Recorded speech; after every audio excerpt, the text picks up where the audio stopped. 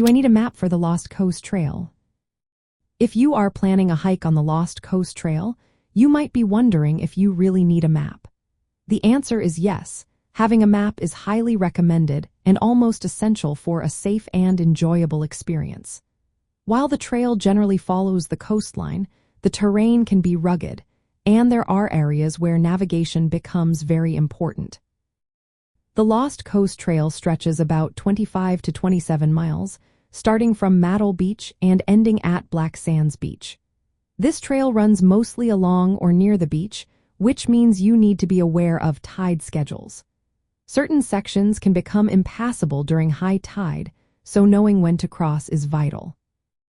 For your hike, you can obtain detailed maps from the Bureau of Land Management. They offer a King Range and Lost Coast map that is known to be more accurate and affordable than many commercial maps. This map is particularly useful for identifying impassable zones, camping areas, and tide safety information.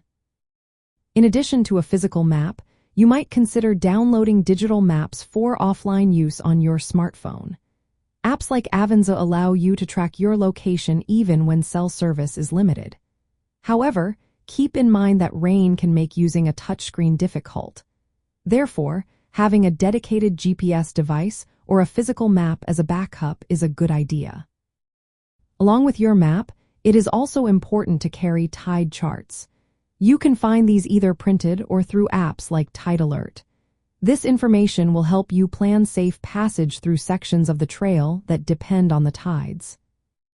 If you plan to hike overnight, remember that a wilderness permit is required. This means planning ahead with maps and tide information is part of being responsible and prepared for your adventure. In summary, while the Lost Coast Trail is fairly straightforward to follow, the combination of tide-sensitive sections and rugged terrain makes carrying a reliable map an important part of hiking this trail safely and confidently.